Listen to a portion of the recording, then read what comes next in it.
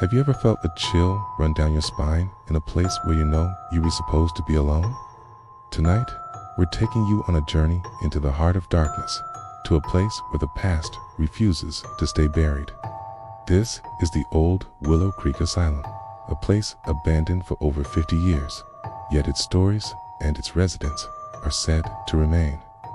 They call it one of the most haunted locations in the country, a sprawling complex of decaying buildings where the suffering of thousands still clings to the very walls.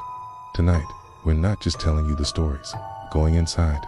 Okay, for decades, this was a place of last resort, a psychiatric hospital where treatments were often more terrifying than the illnesses they were meant to cure.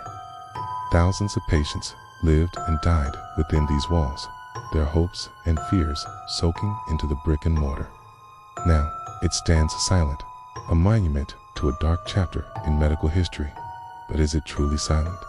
Locals tell stories of lights flickering in the empty windows, of shadowy figures seen darting across the grounds.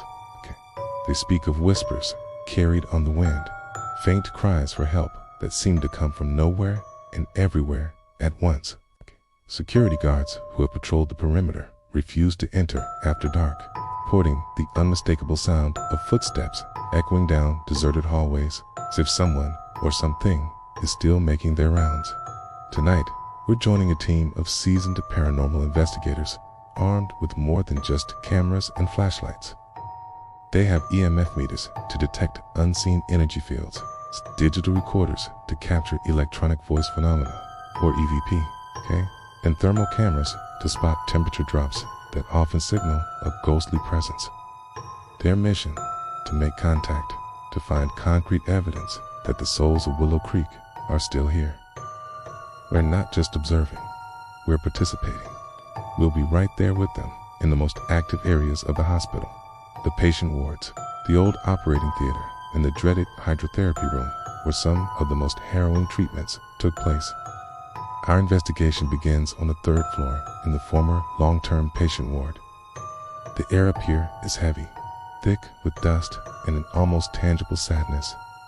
The paint is peeling in long strips, revealing layers of institutional green and yellow beneath. Rusted bed frames lie overturned, the only furniture left behind. As we set up our equipment, the silence is overwhelming. It's a dead quiet that feels unnatural, like the world is holding its breath. The investigators start with an EVP session, a simple but often effective method. They ask questions into the empty space, hoping for a response that can only be heard on playback. Is there anyone here with us tonight? Can you tell us your name? We stand in silence, listening, waiting. The only sound is the creak of the floorboards under our feet. Suddenly, one of the K2 meters, which detects electromagnetic fields, begins to flash. It's sitting on an old, stained mattress in the corner of the room, far from any electrical source. The lights jump from green to yellow, then to red, signaling a strong energy spike. The team leader, a man named Mark, approaches it cautiously. If you're the one making this light up, can you make it stop? For a moment, nothing happens. As if on command, the lights go dark. Our hearts are pounding. Mark asks again, "Thank you. Can you do it again for us? Just to show us you're really here?" The meter immediately flashes back to red. A cold spot washes over us, a pocket of air so frigid it's like stepping into a walk-in freezer. Our thermal camera confirms it, a 10-degree drop in temperature, localized right where the meter is. It's a classic sign of paranormal activity, a spirit drawing energy from the environment to manifest. We decide to move on, our adrenaline surging. Our next stop is the basement, a place even the most skeptical investigators admit feels oppressive. This is where the morgue was located, in the hydrotherapy rooms. The walls are damp, and the smell of mildew and decay is almost suffocating. We navigate through a maze of dark, narrow corridors, our flashlight beams cutting through the blackness. In the hydrotherapy room, large porcelain tubs stand like ancient coffins. This was a place of extreme treatments, where patients were submerged in ice-cold, or scalding hot water for hours. Kia, the sheer despair of this room is palpable. Kia, we set up a spirit box, a device that rapidly scans radio frequencies, creating a white noise that spirits can supposedly use to form words. As soon as it's turned on, the static is broken by distinct, fleeting voices. It's chaotic at first, a jumble of sounds, but then a clear word cuts through. Get ... out. The voice is raspy, urgent. We all look at each other, eyes wide. Was it just a random radio signal? The lead investigator asks, "Why do you want us to get out?" Okay, we mean you no harm. A moment of static, and then another, more mournful voice seems to whisper, "Cold ... so cold."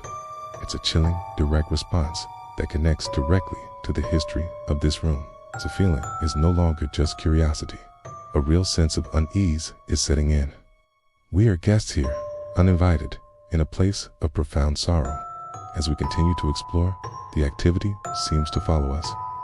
In the main corridor on the ground floor, a long, cavernous hall once filled with staff and patients. We hear it. Faint at first, but unmistakable. Footsteps. A slow, shuffling gait coming from the far end of the hall. Deep in the darkness, beyond our lights. We all freeze, turning off our own flashlights to listen better. The shuffling continues, growing slightly louder, closer. Sounds like someone dragging their feet on the debris-strewn floor. We scan the length of the corridor with a night vision camera. Nothing. The hallway is completely empty. But the sound is still there, moving in the pitch black. Then, a loud bang echoes from one of the side rooms, as if a door has been slammed shut. We rush to the room, but the door is ancient, rusted, and hasn't been closed in years. It couldn't have been the wind. It couldn't have been us. Our final stop is the children's ward. In many ways, this is the most tragic part of the hospital. Faded murals of cartoon animals are barely visible on the walls, a stark contrast to the grim reality of the room. Small, rustic cribs line the walls. Here, the energy feels different. Not menacing, but deeply sad. The investigators place several trigger objects on the floor, a small rubber ball, a music box, and some crayons. They ask if any of the children who used to be here want to play. For a long time, nothing happens. The silence is heartbreaking. We're about to pack up when the small rubber ball, which has been sitting perfectly still for 20 minutes, slowly rolls a few inches across the uneven floor. There's no draft, no incline. It moves as if gently pushed by an unseen hand. Then, from the spirit box, a faint, childlike giggle is heard. It's a sound that should be joyful, but in this context, it sends shivers down our spines. As our night at Willow Creek Asylum comes to an end, we are left with more questions than answers.